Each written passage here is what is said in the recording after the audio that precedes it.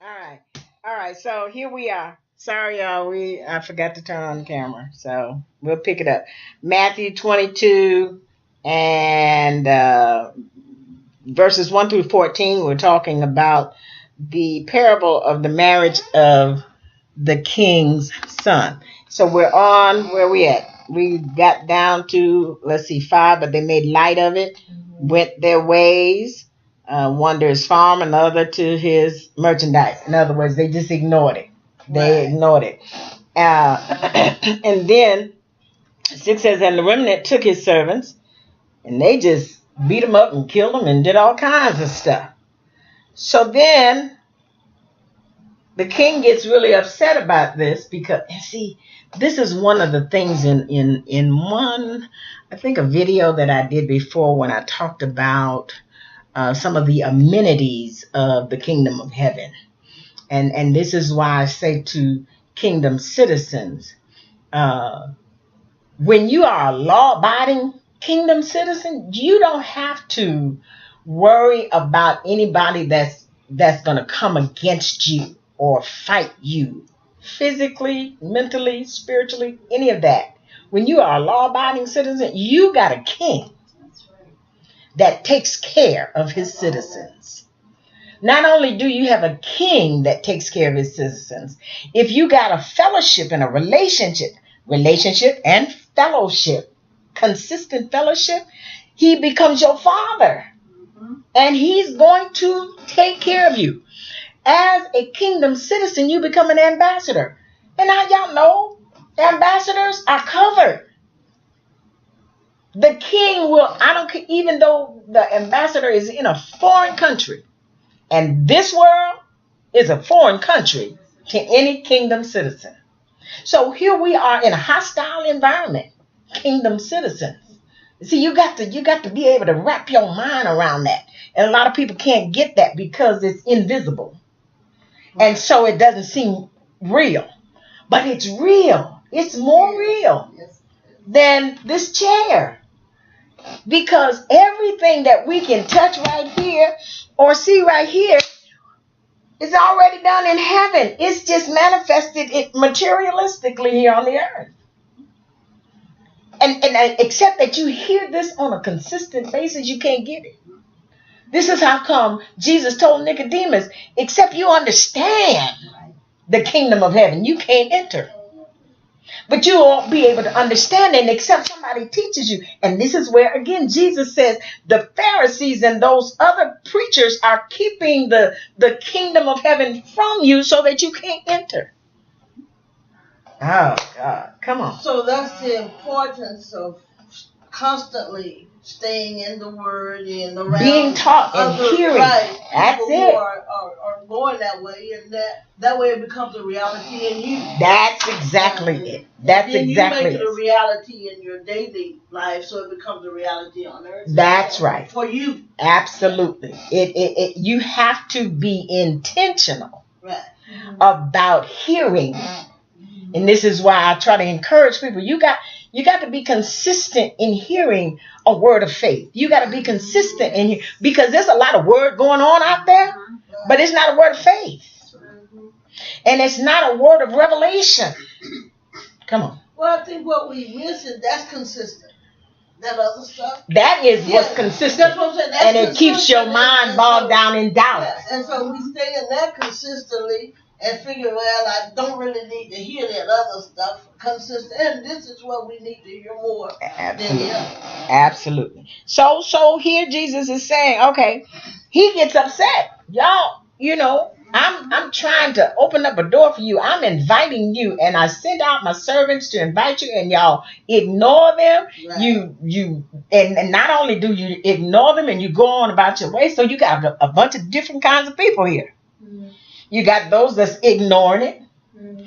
You got those that's just going on their way and making money. Mm-hmm. Going on, what else they doing? Just going on about their way. Like daily business. Their daily business. It's like I was saying to you, Wendy, about not talking to God until you need him. Right. What kind of fellowship is that? Right. I need thee now.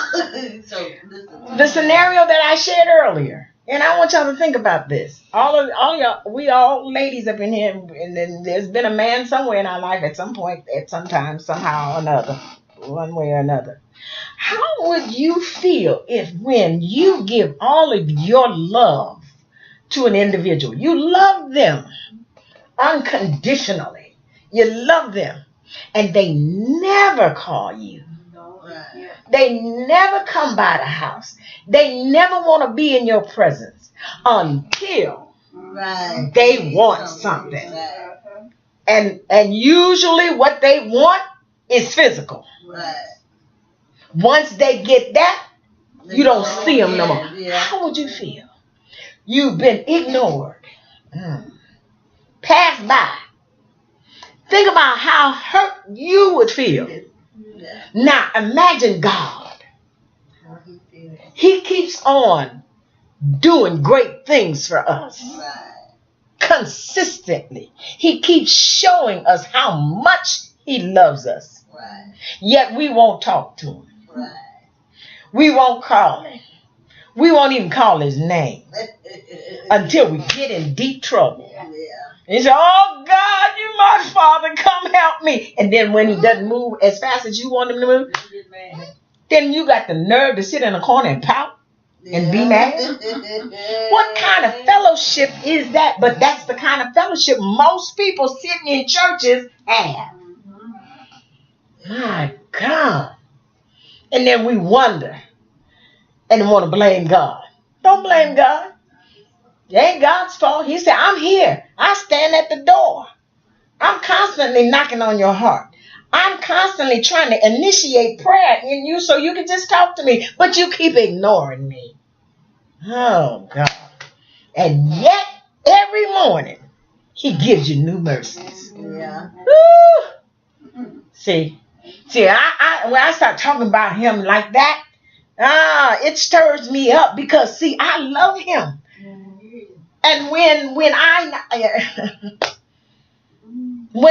know that others are lax and being like these people, ignoring him, going on about their way, as though they are providing the oxygen for them to move around in. Right. But see, if nobody constantly brings that, keeps that before you, listen, you couldn't breathe if it wasn't for him. Right. What's that song? I can't live without you. I can't move without you. I can't breathe without you. Oh my God, come on. That kind of relationship helps you understand how much of an alien you are. When you're close to God, then you can't understand why this happens. Why people don't come to him, why people don't love him, why they don't pray and talk to him. And it helps you understand, because I have said many times, I just don't understand why the people can't see it. And it's not that I don't understand why they can't see it. It makes me, I'm an alien, because I don't see what they do. You start, Lord, where did I come from? Where did I come from? Exactly. How come I feel so? How come I feel like this? And I say something about it, and everybody look at me like, how come they don't get it that they can't live without God? How come they don't, Yeah. So, yes, it helps me understand that I really am an alien. Yeah. Yes. I feel like, I like how you keep saying we are kingdom citizens. Yes. But I'm not a U.S. citizen, but I'd rather be a kingdom citizen because that's, I could just go on and on about this because now, as U.S. citizens, the American dream, the job, the hustle, go to school, get an education, do all of these things. But still, once you get that far, you're still not satisfied. You still ain't satisfied. You're still feeling empty. You're still, questioning, am I doing the right thing? I went to school all these years, but I'm not happy. The outcome, I had a future, I had a goal, I had all of this. Why didn't it go out this way? Why didn't none of my plans go this way? What's missing? What's missing? That's it. I'm falling into depression. I'm never going to get where I need to be. Yeah. But where was God the whole way? Were you doing it for you, or were you doing it for God's will? Mm-hmm. Absolutely. But it's just like I see that a lot in my colleagues, Mm-hmm. and it just, well, as long as I have God, I'm good. I don't know where I'm gonna go, but for right now, I'm trusting Him. I'm trusting Him. Yes, because I know He has my He has best my back. interest. Yeah, Right. He has my best. Because He interest. loves me, and that takes you back to my favorite scripture, Romans 8:28. For we know that all things work together for the good of them who are called and love the Lord according to His purpose. And I always tell people, even when I'm ministering out and they're going through a lot of different things, and I said, first of all, do you love Him? Mm-hmm. That's the key in that. If you love Him and really know you love Him, Mm-hmm. then it's all working for your good. It might not feel good. Right. Might not look good. It may not look good. Right. You may have to cry. Go on and cry. But understand, hold on to the truth of God's word that it's working for my good. I cannot see it at the moment, but I trust God. Get me out of it. I trust Him. So it doesn't matter what it looks like. It doesn't matter who might be coming. I'm standing on the truth of God's word that is working for my And good. that's probably why we can't see it. That's why we can't We can't see it, and they can't see us, and that's why we are aliens to them. Because Yeah. what we doing is, That don't make sense to them. y'all not living like I'm living. Exactly. Yeah. I was going to say another thing what we have to look at is when we pursue those dreams based on the worldly stuff and the education, then you can't get a job because you're too educated. Then you can't get a job because you're not educated enough. Mhm. Well, what happened? Where did I go wrong? Yeah, when am I supposed to work? Yeah. And so it makes it superficial because there's no end to keep reaching for success that doesn't come. And the trick of the enemy is the same trick that he pulled on Eve in the garden. Mhm.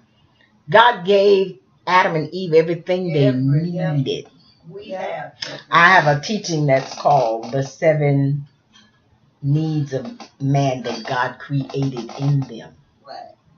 And it covers every aspect of an individual's soul life.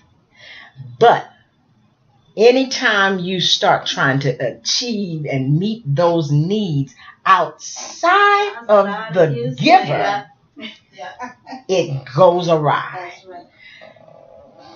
God gave Adam and Eve everything they needed in the garden. And He said, just don't touch that one. The trick of the enemy is to make mankind not satisfied with what they have and always wanting more. Mhm. And that's what happened with Eve. Yeah, same thing He told me. Yeah, but He didn't give you that one. There's one over there that He didn't give you. It looked good. Yeah. It's He even pretty. played on it. He even played on their emotion, Eve's emotion, when he said, "Do you really think Mm-hmm. that he's going to kill you?" Yeah. You You ain't gonna die. ain't gonna die. No, they didn't die physically. Yeah. And they would not have died had they not Had they yielded. been obedient. We'd still be in the garden. Oh Lord, can you see? But the first death was the separation from God, the will of God, the spiritual death. Spiritual. That's when they died. And so the enemy is still playing. The tricks are still the same. They just in different colors and different shapes and different garments and all of that, but the same thing. All right, so here the king says, okay, fine. I got another group. So since the Jews don't want to hear it, I'm going to send my servants out to another group. That's us, the Gentiles. The Gentiles. Okay, and so then he said the wedding is ready. Ah, yeah. Where's the part about the fatlings? What verse is that in? Because it's That's 4. is that in 4? Or the cattle's fat. Oh yeah, okay. Because here he's saying this is the indication of the sacrifice. Christ, Jesus. I prepared the sacrifice for you so that you can come. Right. Because God is about bringing mankind back into fellowship with Him. But because of sin, the only way that it could be done based on God's laws, it had to be a blood sacrifice made in order to restore us back into the fellowship of God. So even in this parable, the kingdom of heaven, I provided the sacrifice. It's already provided for you. So everything is ready. I just need you to come. Well, Jews, y'all don't want to come. Number one, the Jews didn't believe in the resurrection of the dead.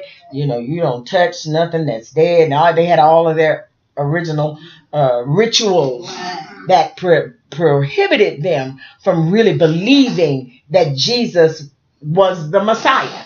Okay, and we hadn't even gotten to the crucifixion yet, but in this parable, he's kind of telling them how it's going to be, how the kingdom of heaven is going to be, what it's supposed to, how you are able to get in there, because the sacrifice had to be made. All right. Now, Jews didn't want to accept it, so he sends out some more servants. Y'all go. Now this time, y'all go out into the highways and the hedges and go everywhere and invite them. Now, here's another interesting part about this parable. Let me see, where's it at? Go you there for? Bid to marriage. All right. So let's go down to verse. Well, yeah, go down to verse 11. And it says, and when the king came in to see the guests, he saw there a man that wasn't quite dressed right. What do y'all think that means? He wasn't up to standard. That's sort of, I would say he was the homeless man. Okay. Somebody else? He Are we supposed to like look like, I not look, but I feel like it's a scripture about what we look like in the sense of like holiness and all that stuff that creates a look. And he was at the wedding. Your garments. Somebody look for that. The look of somebody. He didn't have the look of holiness and the look of what you supposed to look like for Jesus, you know, like he didn't have it. I want you to express it. I'm telling you what I mean. Clearly he wasn't doing what he was doing. He was supposed to go to hell. He didn't. And so God saw him and was just like, nah, bro. He kicked him out. Send him to hell. That's why he's gnashing of teeth and groaning and stuff. All right, anybody else got a thought on this? He wasn't prepared spiritually. Yeah. Has been cleansed. Spirit, baptized. Yeah. Don't have any of that. And so and been taught, you know, even in the teaching, you hadn't had that either. Now, But come on. he said to the servants, you know, go into the highways, as many as you can find, invite them to the wedding. You know, gather together all who they found, both bad and good. So, I'm going to switch to King James because mine doesn't have that. and the wedding hall was filled with guests. That was on number 6. So, good and bad, we all filled in there. Yeah, everybody's in there. Everybody had on wedding garments except for him. Right. Which means So, this parable... There was a perpetrator. This parable, yeah, right? right, Yes. something wrong with him. There's a perpetrator in there. He hadn't quite made it there. Now, that tells us even now. They're in the house. You know, Yeah. That lends to that other parable about the wheat and the tares. Okay. They all gonna come in there, but the key is servants go out and invite them. Yeah.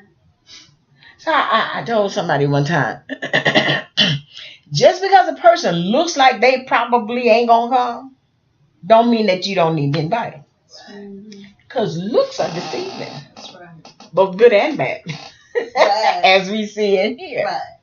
And this also helps us to know, somebody find Matthew 7:21. Because this goes with this particular part of the parable.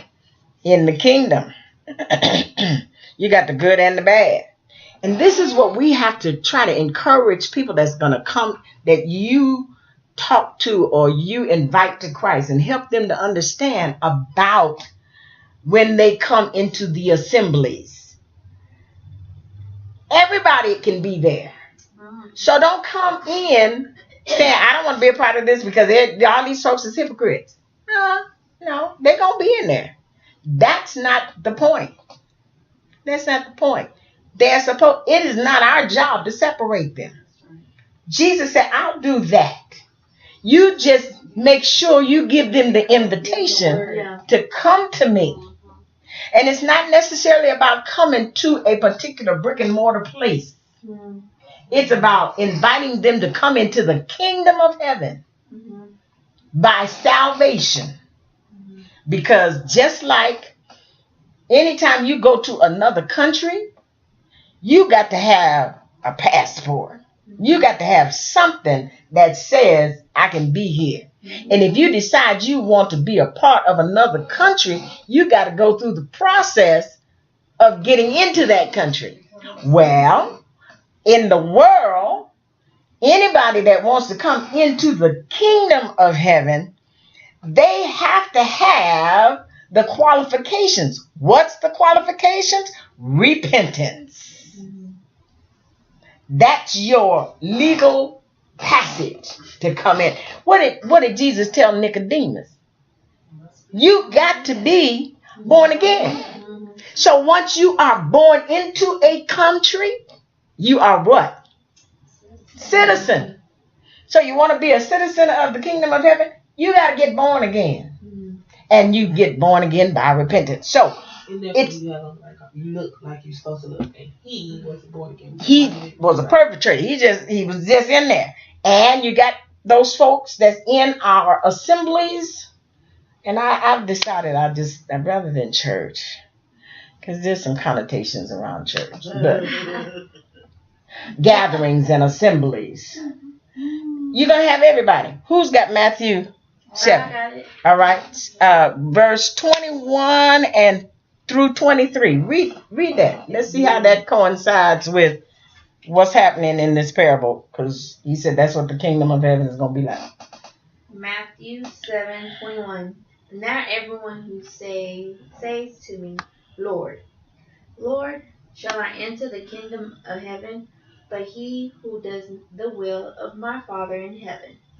Many will say to me in that day, Lord, Lord, have we not prophesied, right? Okay, in your name, cast out demons in your name, and done many wonders in your name. And then I will declare to them, I never knew you. Depart from me, you who practice lawlessness. Yeah, iniquity, lawlessness. Yes. Okay. So here we got, and this is why I try to teach folks. Don't get all excited and caught up, because all these people that can prophesy to you and have prayer lines and can knock you out on the floor and twirl you around 4 or 5 different times and are very charismatic. Don't get caught up in that, because you hear what Jesus just said. Yeah, it's gonna be a whole bunch of them. They're gonna be saying, "Oh, but wait, Lord, I cast out devils." Oh, Lord. These folks that's trying to cast out all these demons and got them twirling around in the floor and crawling up the walls and stuff. Come on out of here. No. That's right. No. See, okay. Yeah. Another time. Yeah. Don't get caught up in that. Don't get caught up in that. Does that mean that there are individuals that does not operate through them? It doesn't mean that. But here's the thing, and I say this all the time to people. The gifts of the Spirit can be powerful, but if the fruit of the Spirit is not evident in their life, you need to leave them alone. Leave them alone. Leave them alone. Yeah. All these folks that's doing all that, and they mean as a bear. No, something wrong with that Holy Ghost. Right. They ain't got time to talk to you. They ain't got time to show you no love. No. That ain't God. No, it's not. No. That's not him. All right. Amen. So where we at? I like Verse 13. We're going back to 22. Back to 22, Matthew 22. And he said, thou camest thou hither not having them ready. You ain't even ready. So in 13, where he binds the man hand and foot, that's parallel with this. I'm going to cast you out. Y'all don't know you. And years ago, I used to hear this, and it would say, I know you not. And I used to say, but God knows everything. How he don't know them? He's omniscient. How is it that? That's when I discovered the importance of fellowship. See, everybody is real tough but I have a relationship with God. I have a relationship. Yeah. But you don't fellowship with him? He gonna tell you just like he told him, I don't know you. I ain't talked to you since you were born. So go away. That's when I discovered the importance of fellowship. It wasn't that he didn't know. I know everybody that come into the earth, but you had no fellowship with me.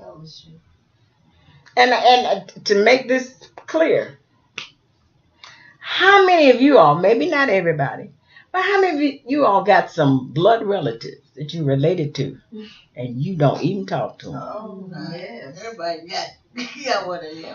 A couple of them. Yeah. You see what I'm saying? Yeah. So what is fellowship? What does fellowship mean? How do you fellowship? Just in the natural. You first have to spend time with them. You spend time with them. You commune with them. You share with them. See, that's what the first century church, when they started coming together in the book of Acts, they fellowshipped one with another. That's how come they could have all things in common. Because they gathered together. And then, because of so much great persecution, physical persecution, they had to hide away all the time. So they were always together. So they could afford to fellowship one, because what did they have in common? Jesus. And the apostles' teaching. Because the apostles were the ones that was telling them about Jesus. And so when they would come together, they would talk about the apostles' teaching about Jesus. Then they'd sing songs to encourage one another in their songs, hymns, and spiritual songs. That's what the Bible says. And they had such close fellowship that even when they traveled, they could tell another Christian. They didn't have to be out there screaming and hollering, oh, I believe in Jesus. No. They didn't have to do that, but they recognized each other. They could identify.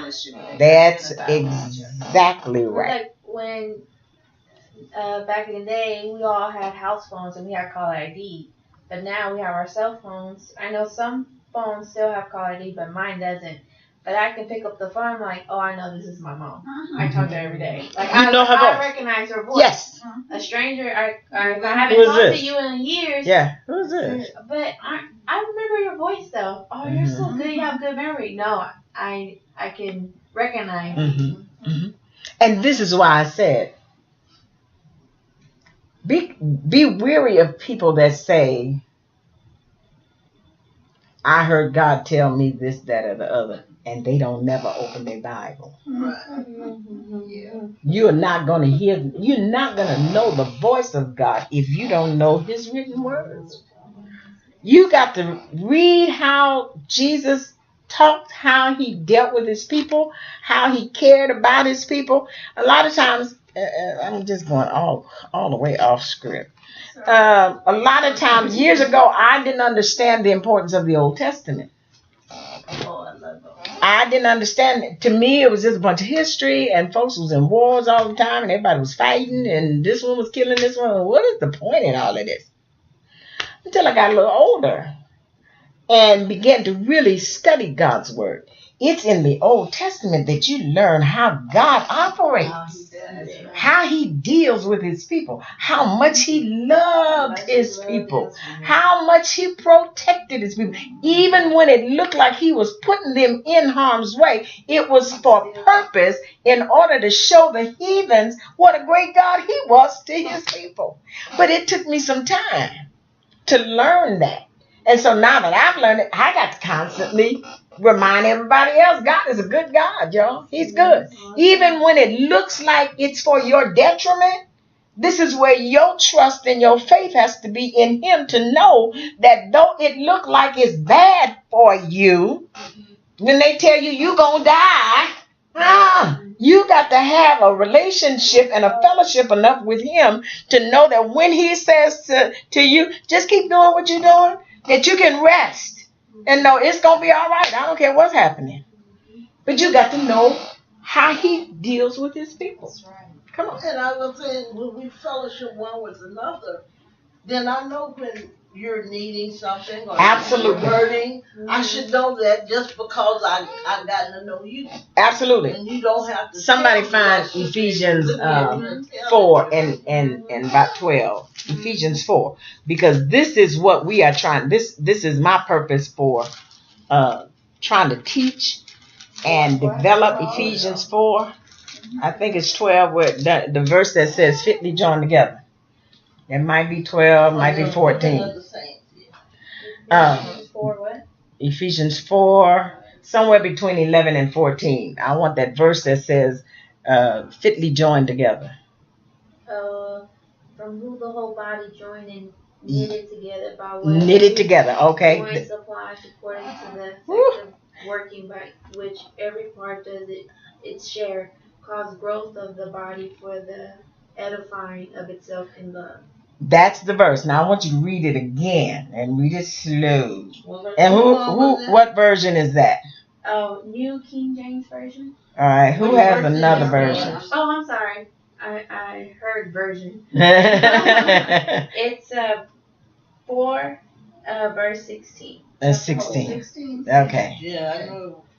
All right. Who has another version? Because I want you to read that one again. Anybody got the message? Anybody got the message Bible? I can get it on my phone. Okay. So, all right. Read that slow and loud again. Okay.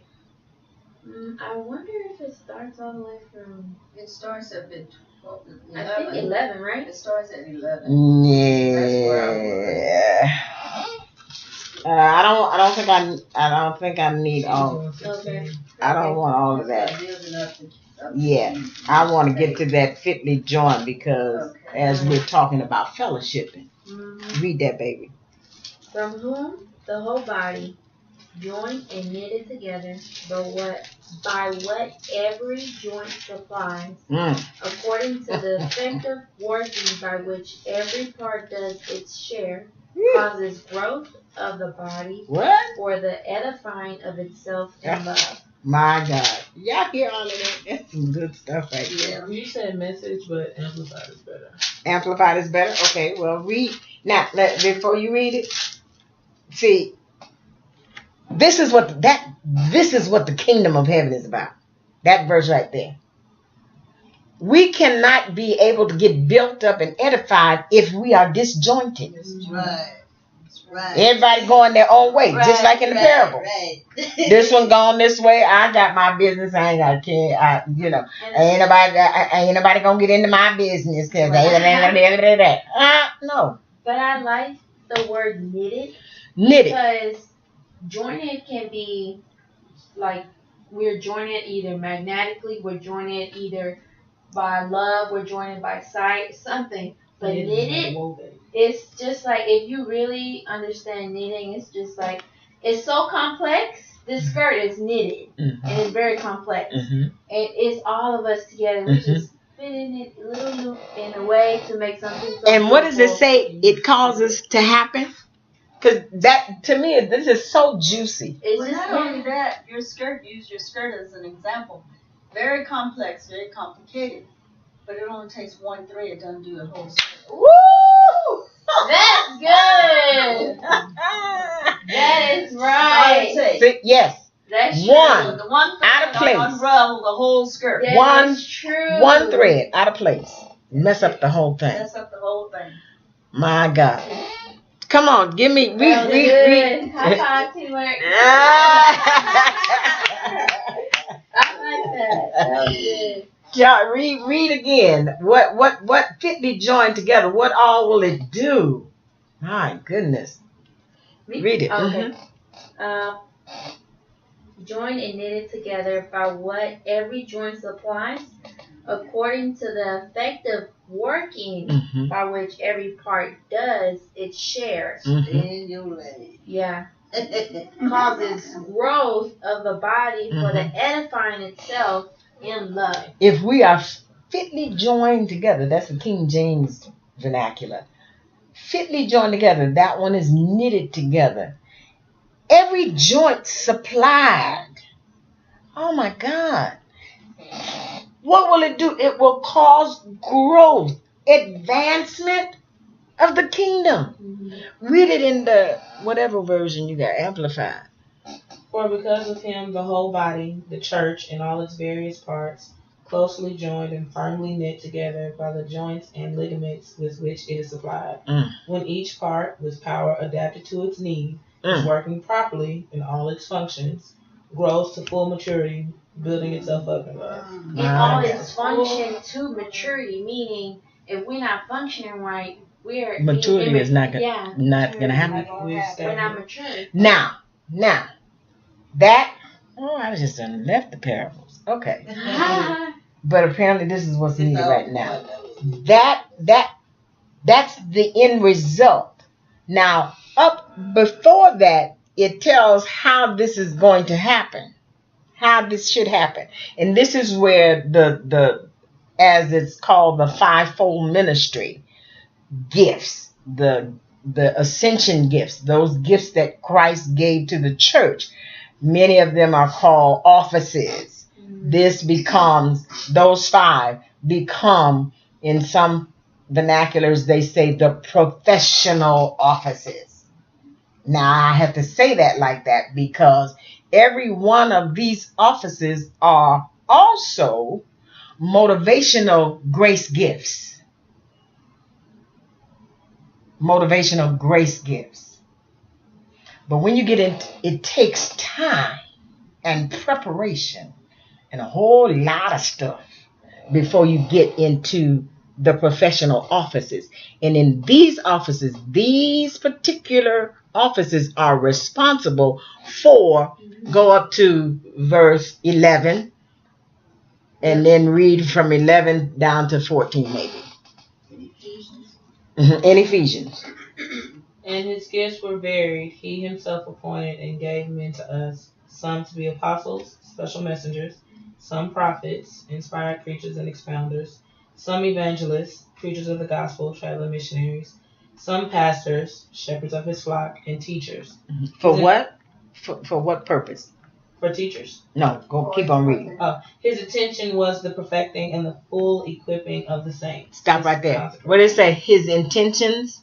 Is that what it said? His intention. Yeah. God's intentions for giving these professional offices, because you'll hear people saying, well, I'm in the office of the prophet. I'm in the office of the apostle. I'm in the office. That's what it's talking about.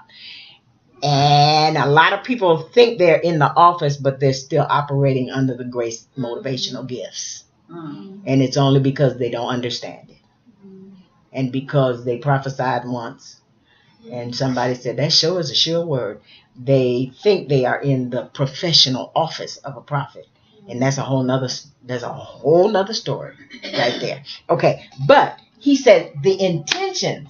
Now, even before this, in the earlier part of this same scripture, it talks about how Jesus, let me see, does it say it exactly? Yeah. Okay. In verse 8, wherefore he said, when he ascended up on high, he led captivity captive and gave gifts unto men. Now, this was after the resurrection when Jesus went down to Sheol or down to hell. and snatch our dominion back from Satan, to bring it back to us. While he was down there, he led those captive from the Old Testament, all the Old Testament prophets that obeyed God. Right. And they were there. He set them free. But while he did that, when he ascended, he gave these gifts. See, there's the Old Testament prophets. But when Jesus ascended, he gave these gifts to the church. And his intention for these gifts was, continue to read. His intention was the perfecting and the full equipping of the saints, his consecrated people, that they should do the work of ministering toward building up Christ's body, the church, that it might develop until we all attain oneness in the faith and in the comprehension of the full and accurate knowledge of the Son of God, that we might arrive at really mature manhood, the completeness of personality, which is nothing less than the standard height of Christ's own perfection, the measure of the stature of the fullness of the Christ, and the completeness found in him. All right, the fullness of Christ. That's good enough. That's good enough. So, this is such a good chapter. Because then 14 says that we henceforth be no more children, immature, sitting in the corner pouting because I didn't get the position of the head usher boy. Right. Mad because the pastor didn't call my name when I gave my tithes. Right. Immaturity. Mad because Sister so-and-so looked at me funny. And I know, you know what, oh Lord, I actually had to sit in on a counseling session for a pastor with two ladies that was about to go to blows because one perceived that the other one was looking at her funny. And the other person wasn't thinking about her. And they was about to go to blows. And I was like, are y'all serious? Sometimes I want to tell people, don't flatter yourself, child. You're not even on my mind. Well, the old folks just ain't nobody studying you. I used to never understand what's studying. Studying. I ain't studying you. What's studying? But they were saying studying. Yeah. So the purpose of the fivefold ministry is to help the body of Christ mature. Ooh, and if I could just help the fivefold ministers understand it ain't about you and who you think you are. You're an agent. You're an ambassador. Your purpose and your function is not to get all dressed up in all your potentate and robes and your crosses and call my name the Archbishop of the Netherlands and all of this other business. Go out into the highways and byways and do the work. Get the work. Do the work. And who's that said that all the time? What's amazing, they always say it's not about me, it's about God, but then they don't show. But they show something else. And listen, this body is only going to do what the internal tells it to do. That's right.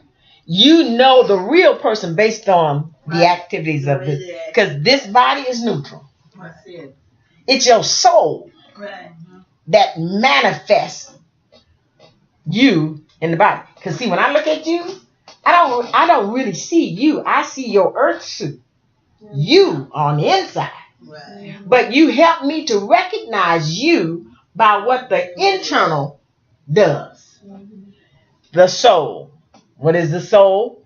Your mind, your will, and your emotions. That's your soul.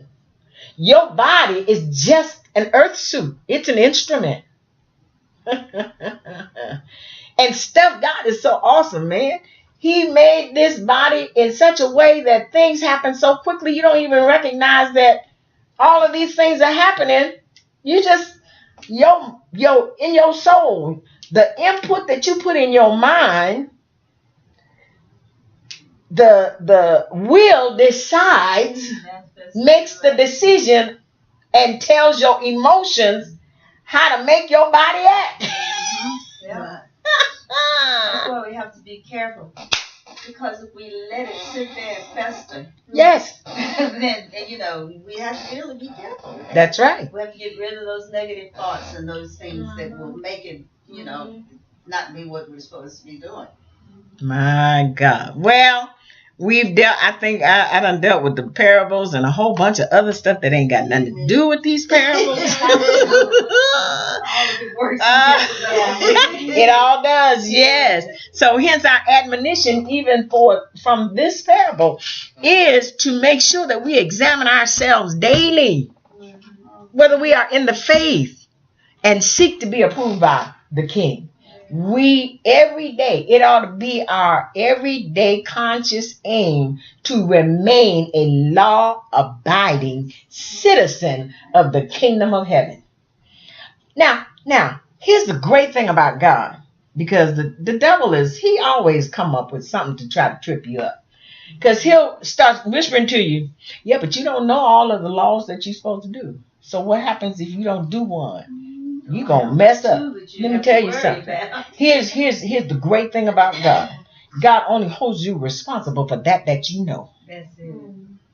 If there's stuff that he still is requiring of you, and that has not become rhema to you, or a word that is alive to you, or you are not aware of that truth yet, he does not hold you responsible for that, because you don't know it. There's another passage in the New Testament that talks about those that didn't know the law. He doesn't hold them accountable for that.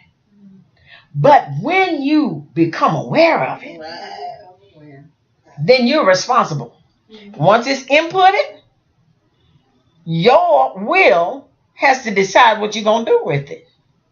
And that's when you become responsible. So when we say law-abiding citizen, everything that you know about God and his holiness, if you are functioning and trying to abide by that, you good. But here's the great thing about God. When you want to be all that he wants you to be, he will allow you to hear some more truth. And constantly, because see, the sanctification process, it is a process. It's a process from now until you meet him. As you seek God, think about yourself as a big old onion. And as you seek him, when he knows you're ready to deal with it, he'll peel off another layer for you to recognize, oh, okay, I didn't know I had that attitude. And then you have the opportunity to make a decision on whether you want to keep that bad attitude, right, or if you want him to wash it away. Right. And once all you got to do, the scripture said, if you draw nigh to him, he'll draw nigh to you. And as you submit yourself to him, you can resist the devil. A lot of people are trying to resist the devil and they're not submitting to God. That don't work. As long as he can keep you from submitting to God, he got you. He got you. So why, you want to say something? Why, on verse 14? Where we at? 22, Matthew. Matthew. So why, for many are called, but few are chosen. So in this chapter 22, R is italicized, are chosen. So the actual word ARE is italicized. So is that, who was he talking about? He's talking about the man that didn't have the garment on? Pretty much. Because, the call went out to everybody. Well, he didn't you, by your will, you decide if you're going to comply to whatever it takes to come to the wedding feast and be in there and be a willing participant. Because, see, a lot of folk that come in, they don't have the right heart. Right. That's where the bad is. They there, but their heart ain't right because they had not made a decision to be rectified. And they could have decided on the way to the wedding. Huh? Yes. Some people use that passage as For a lot of for different. predestination and having. It's an argument. Always. The predestination is always an argument. And what they're saying is that, and we do know that God has a plan for all of us from the beginning. Mm-hmm. But what they're saying is that He has already made a selection for those who have been saved, and some people use that as they confuse people when they use. Well, listen, if you look at, and this is just my thoughts. When I think of even the predestination and all this, you have to step outside of time. Yes. God is in eternity. That's right. Eternity is like it's. So everything is already done. Exactly. Past, present, future. It's all right there, all at the same time. To really try to get to understand that, you almost have to understand physics, quantum physics, and that's a very deep kind of because people want. Yes. Yeah. But if you think about God being on the outside, and the way I try to explain it, I try to explain life and time in a capsule in eternity. God is in eternity seeing it all at the same time. Because Scripture tells us He knows the beginning and the end. He's Alpha and Omega. It's all happening at the same time. So He knows even those souls that He bring into the earth. He knows exactly all that's going Everything that's going to happen with it really is already done. It's all done. And so, just like He told Jeremiah, I knew you before you were formed in your mother's womb. And I called you to be a prophet to the nation. Then.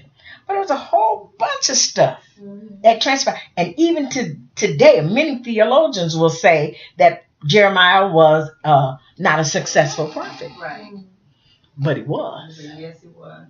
And I try to use him to encourage some prophets and even encourage my own self.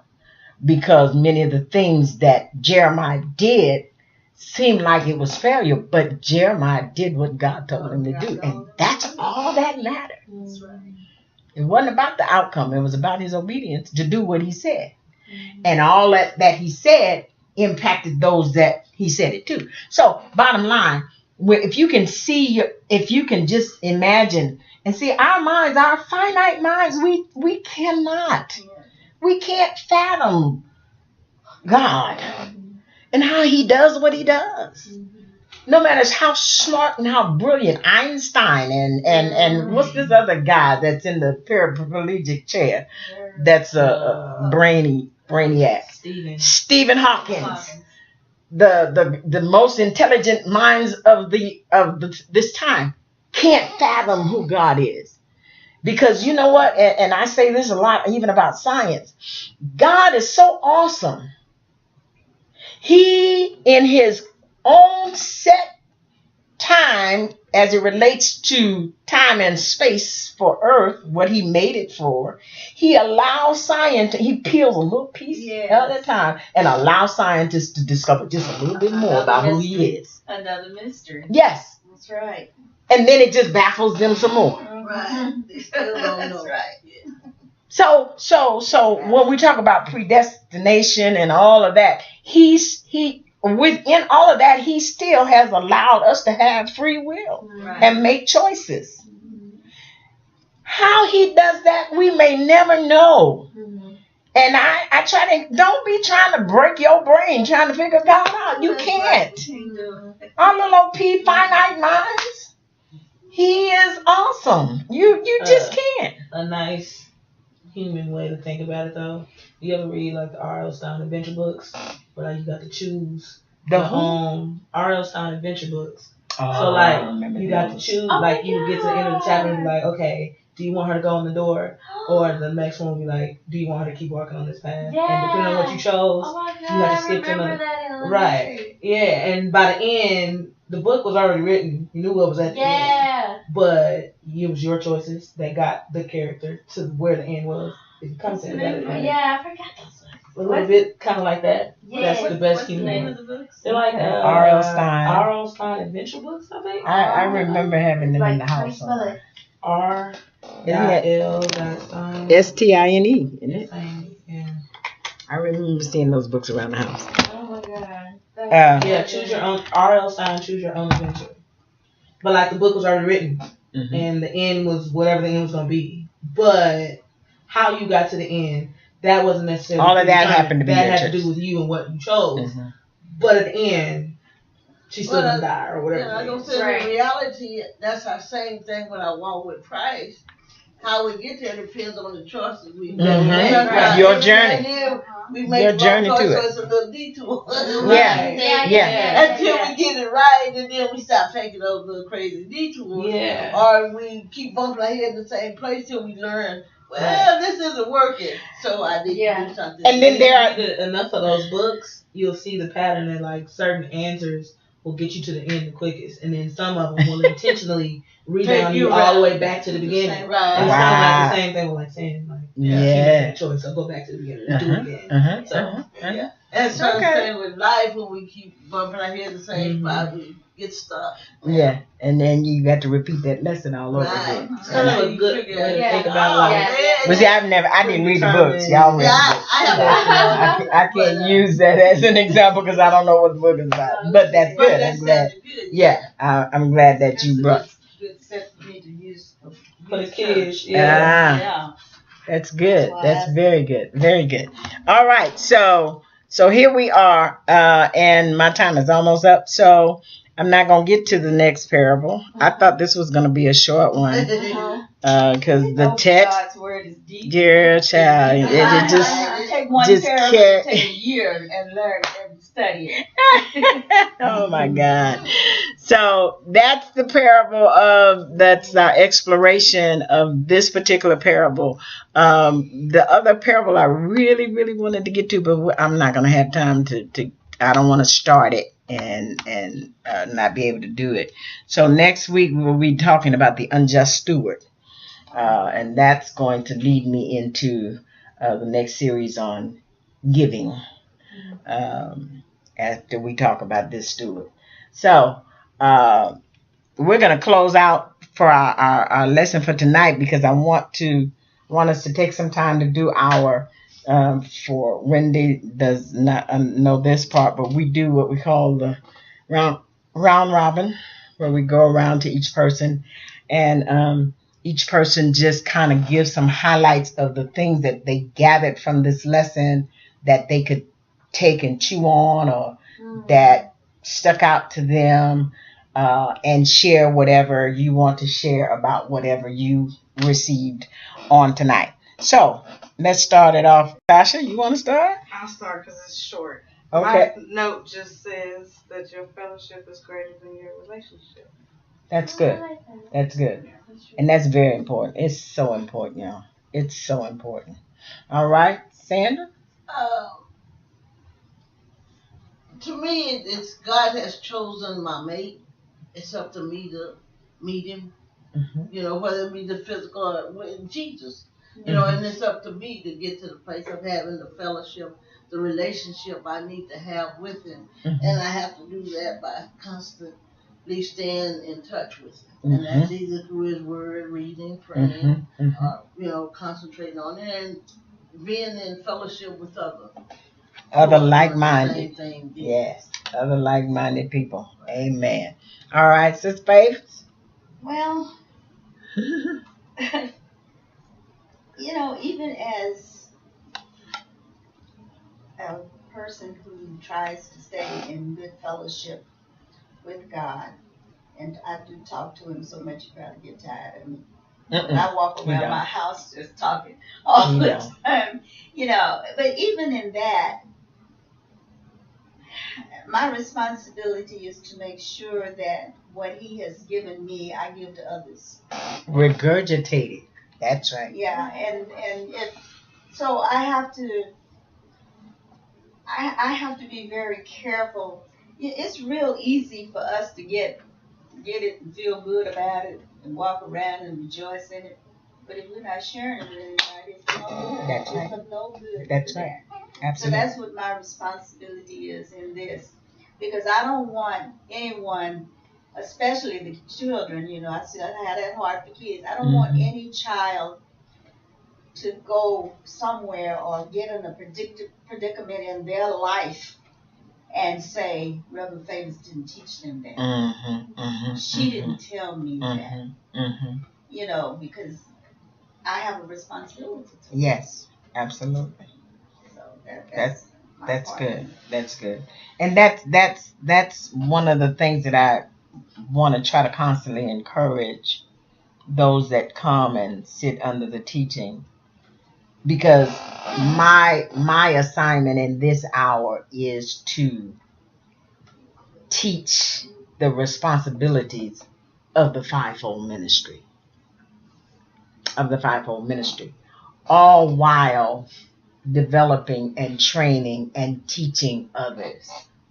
And the fivefold, that's where that evangelist, that every one of us are evangelists. Right. That is the regurgitation of the word. Once you get it, and I said this in another session, if you get something that's really good to you, you want to share it. Yes. You don't keep it to yourself. That's the way the word is supposed. When you get it and you stand in fellowship with the word himself, you ought to want to tell somebody about who he is.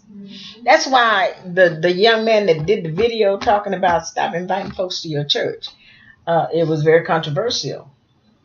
Just that statement. What do you mean stop inviting folks? That brick and mortar ain't the thing that's going to get them. That's right. Invite folk to Jesus. We are the church. We are the church. Invite folk to know who you know. When you go somewhere and you say, you know what? I got a word yesterday that was so good. Can I just share it with you? How good God is. He loves us so much. Even when we don't know what we should do, he still loves us enough to lead us somewhere where we can get a word that helps us to get to the next place. I mean, just regurgitating. That's evangelizing. Then, once you get them interested, do you want to know some more? Well, then come on with me to my Bible study. So you can get some more. Or come on to, because they need to come to a teaching session first. They need to get taught. Then that Sunday morning is that time that you get inspired and you get rejuvenated and you get into the praise. But then now you got to go back and so you can get some more food. Now, if the preacher is a good preacher and is serving a good meal on Sunday morning, that's great. But the fundamentals is going to be taught. So then, and this is how the fivefold works. Evangelist goes out and entices them with that word. Bring them in. So then once they come in, the pastor will then cover and protect them and nurture them while the teacher is teaching them the fundamentals. Then the prophet will be the eyes to watch out for them. You know what? I hear the Lord say, you need to do this, that, and the other, and stay in the word because he's going to tell you something, because you're going to deal with something next week. Stay on your knees. That's the problem. And then the apostle makes sure that all of the prophet and the preachers and the pastors and the teachers are doing what they're supposed to do. That's how the fivefold is supposed to work. But if they don't understand that and everybody's grappling for a title to be important, the body still ain't coming into unity. So, anyway. I know that I worked in an office. I worked with women who professed to be witches. And I worked with some other people who we're atheists and all this, but somehow, see, God will put you in a position where, you know, and somehow they got on a conversation one time about Moses. And one of them knew just enough to tell the other one that the angel and Satan fought over Moses' body. Lord, it was beautiful because it piqued that curiosity. Honey, I went and found all those Bibles in that library. I said, here, I'm gonna look for it. Go find it. I started them out with the passage. I said, now, you see those little reference things in the middle? That'll teach you some more. Go find it. But you gotta pique that curiosity. That's it. That's it. And that's it. Get them curious. That's not all of it. You gotta go get the rest of this. Absolutely. It's like that. We have to become like that burning bush for Moses. That burning bush got Moses' attention. Yes, it did. Oh, wait a minute. That bush is burning and it's not being consumed. We get Moses. What is this? Got you right in the right place. Now I can talk to you, Moses. You see? Yeah, entice them. Come on, Wendy. Share with us. What you got tonight? That got me full. Yeah. I'm so happy for Wendy. Y'all just don't know how this connection happened. Oh, God. Yeah. I really liked how y'all, all three of y'all, I believe it was all three of y'all, recited, you said, what's your soul? And y'all said mind, will, and emotion. And currently that's what I'm struggling with are my emotions. Because I know my mind is right. I know my will is right. But my emotion is always struck last and it always hits me hard. And I am like, I have a best friend, she's mad at me, and then my emotion is hurt, but I'm like, I need to let this go. I need to let it go, give it to God, just wait on it. Whenever she's ready to talk to me, I'm ready. But my emotion won't let it go, and then I'm trying to communicate with my soul. I'm like, okay, what should I do? What's the right thing to do? What should I do? So just speaking, just this, everything, just the wedding feast, the parable, and, good or bad, it just, at the sum of everything, I still don't know what to do with my best friend. I love her, I care about her, but I'm also, I was able to see, why is our relationship lacking in the first place? Well, I'm like, why is she required, why out of all four of us, why did she put Wendy on a pedestal, and just because I keep saying no, or she feels rejected from me, she's so mad. She doesn't want to talk to me. She's ignoring me. And I'm like, why can't I'm not the type of person who just walk away? You're like, fine, you don't want to talk to me? Bye. No, I'm like, whenever you're ready, talk to me. I'm here. We can talk. We're too old for this. Talk to me. I know where you live. I will come to your house. But I don't want to just get a anger out of you. I really want to genuinely just speak to you. Where did I go wrong? Where did I go wrong with you? And it's very hard because sometimes I think I'm drifting away from her because the lifestyle that she's in, that's not the lifestyle that I am anymore. So it's maybe that's why she's mad. Like, I didn't go out with her Saturday night. I didn't want to go. But she hurt my feelings. Oh, but I bet if it was your boyfriend, you will go out. So I think then we talked about, we love our, how much we love God. We do anything. Take the extra mile to make that person smile. So I would do that to my boyfriend. I love him. Yes, I would do that to God, and I think she sees that, and it's not pleasing to her. So I'm just amazed at how far a relationship has gone, and if it has to do any disappointment, it's because I'm saying no to going out, because the little intimate moments that we do have are not sufficient enough but it needs to be with alcohol and drinking Mm-hmm. to see that I really am still. She's, I still, That y'all are still cool. We're Yeah. still cool. Yeah. But Anybody want to say anything about this? I'm just, She said, I'm just like, come on.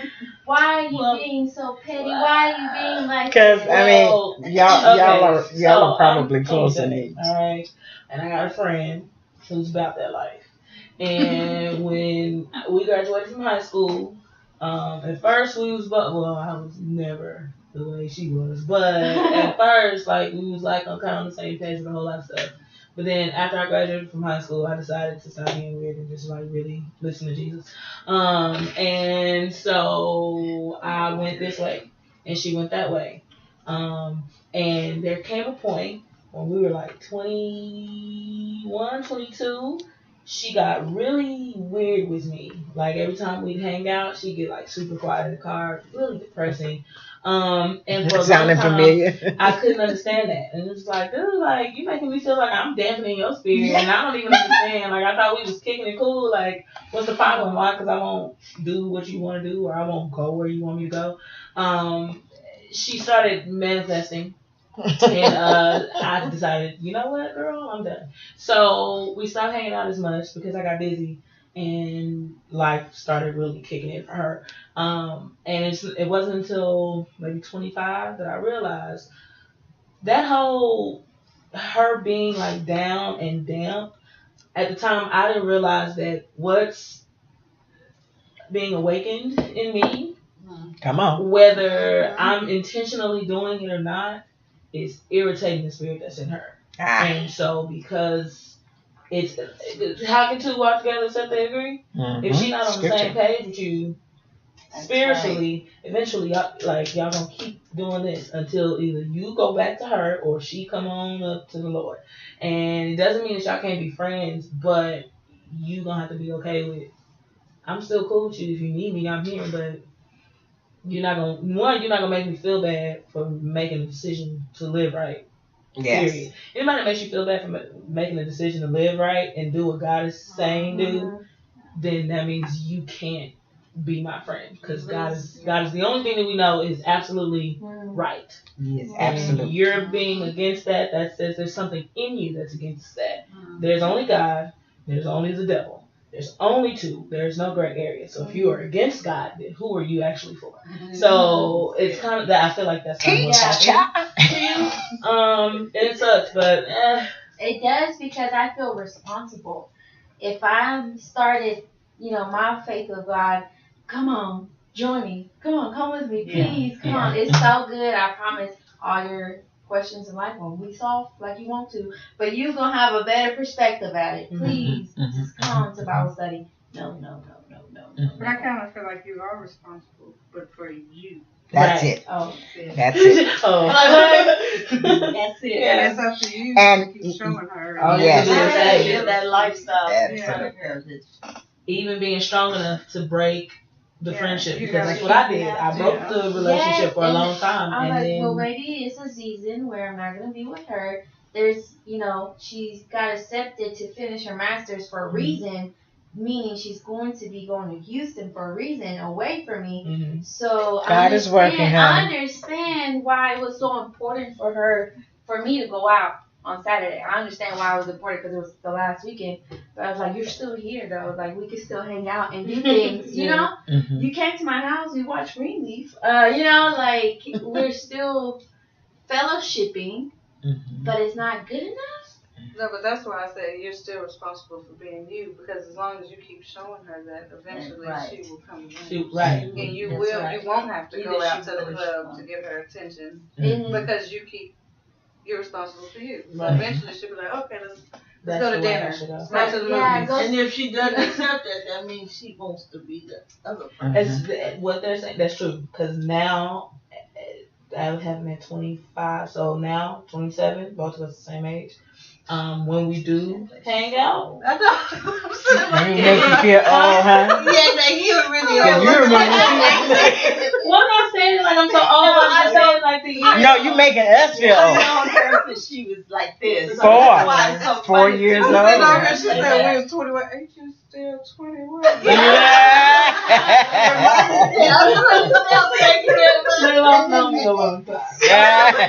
But like now though, when we do hang out, it's not necessarily on my terms, but when we hang out, she already knows what to expect. She doesn't even take me. I want to do this. No, I don't care about that. Like even she will fix how she talks. Yeah, She they start to- respects. They start to Yes, respect. they res- She'll yeah. just say, oh, you don't cuss no more?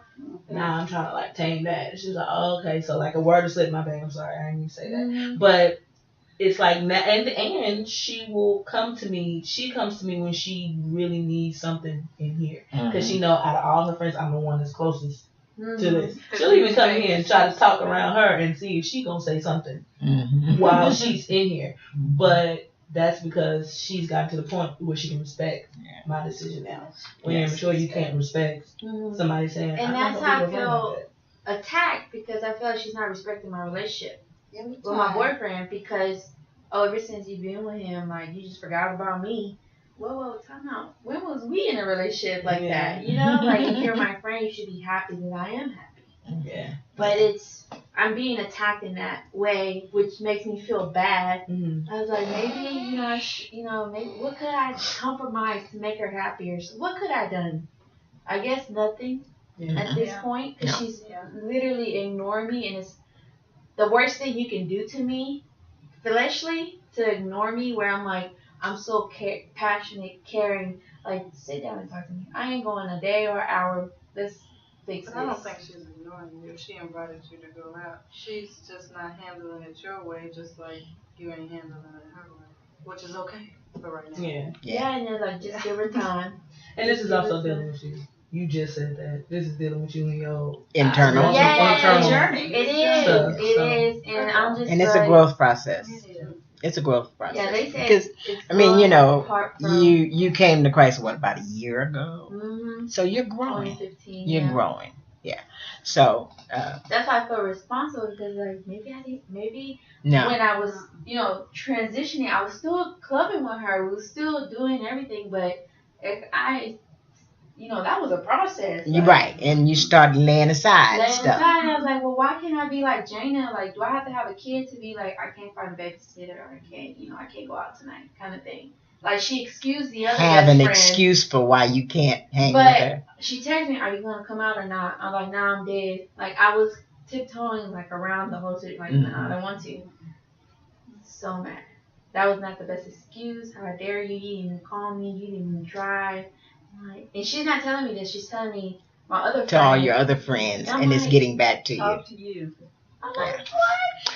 But that's still, it's dealing with your emotions, and it's things will come at you for you to learn how to appropriately deal with it without allowing the enemy to set up some strongholds in you. I know, and it's just like, I still want her to know I have your back no matter what.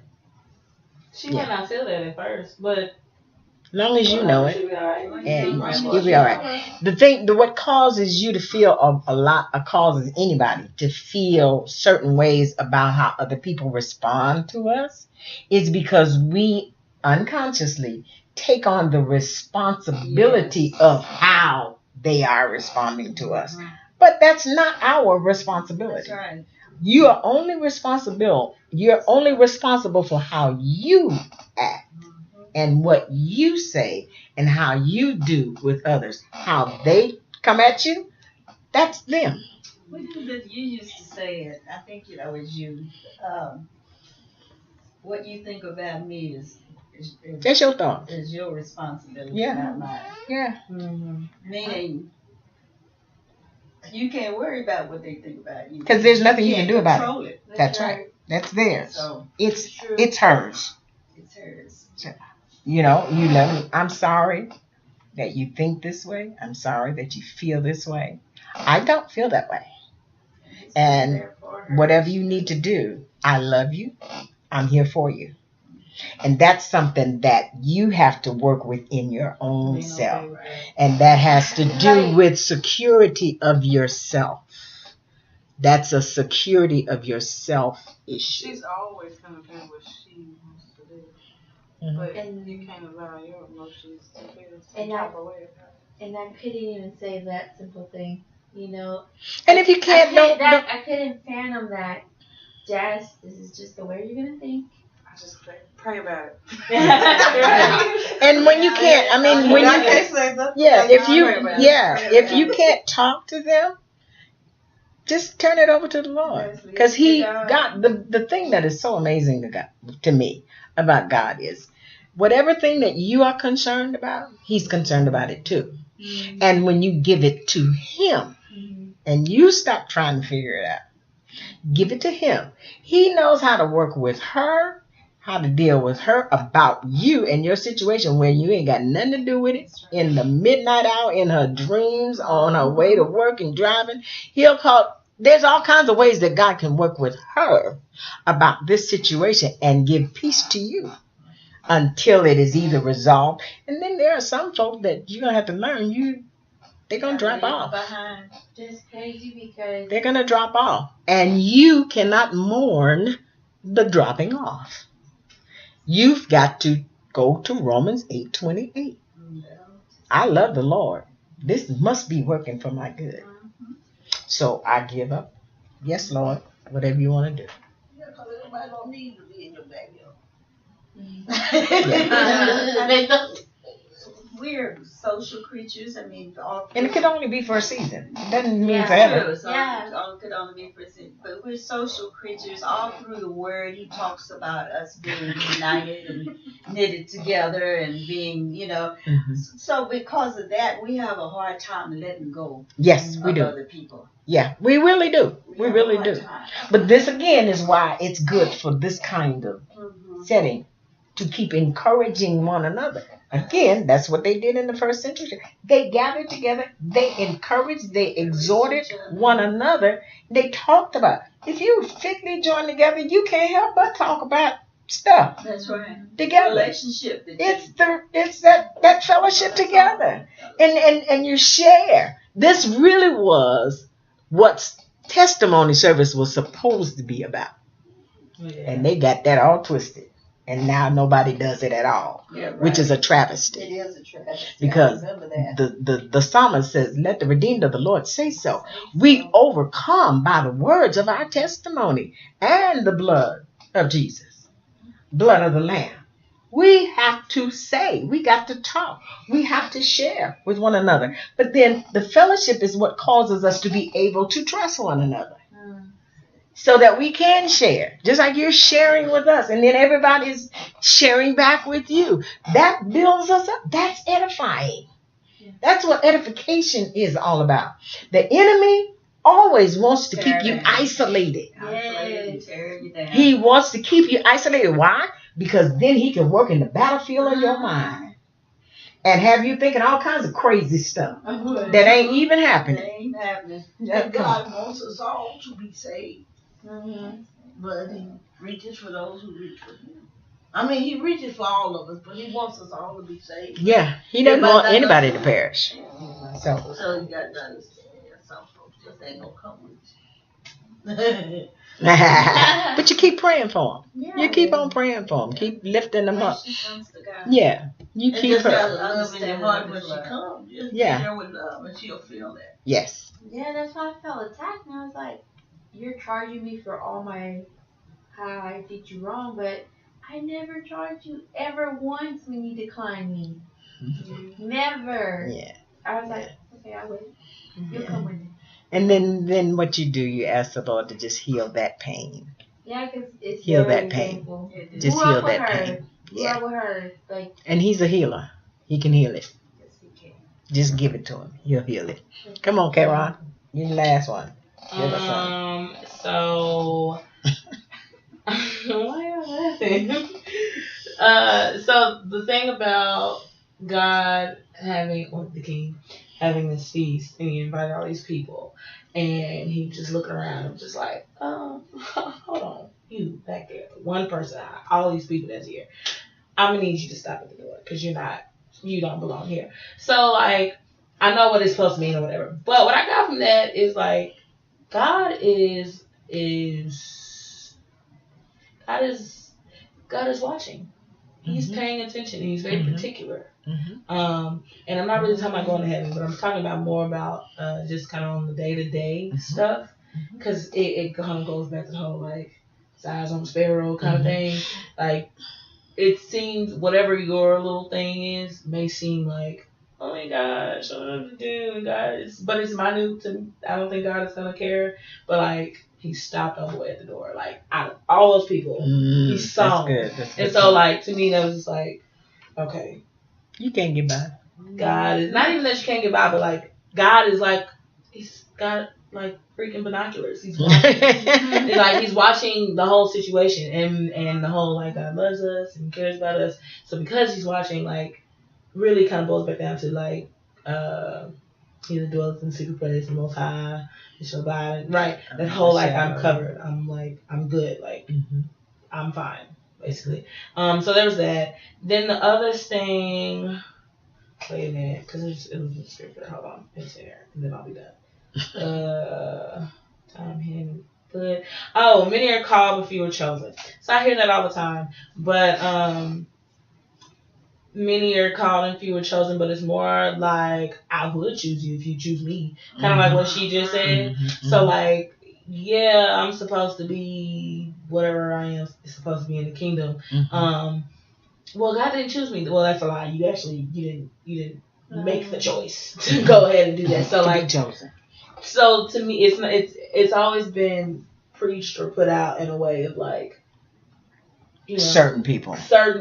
He's the one that's actually choosing everybody. But when you look at the entire, context, pastors. When you look at the entire scripture, he said everybody can come. I didn't say, just not. And if you do what you need to do, you can. And you doing what you need to do has more to do with you and your choices, your will, than it has to do with anything else. So, that was also good to hear, because that was yet another.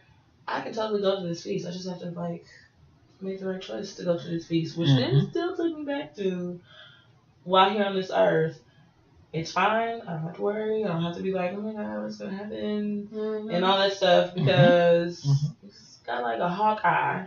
Okay, and I'm going to the feast because I'm making the choice. So that was that's good. That's good. Awesome. Well, that's great. I hope that you all have enjoyed it as much as I've enjoyed it. And we'll meet back here again next week. Same time, same place. We're going to pick up this next parable and see how all of the revelations that will come out of it as we go on. If you have an offering that you would like to leave, and we're going to get after the stewards, we're going to talk about giving too. You're welcome to do that as we go, as you get ready to walk out.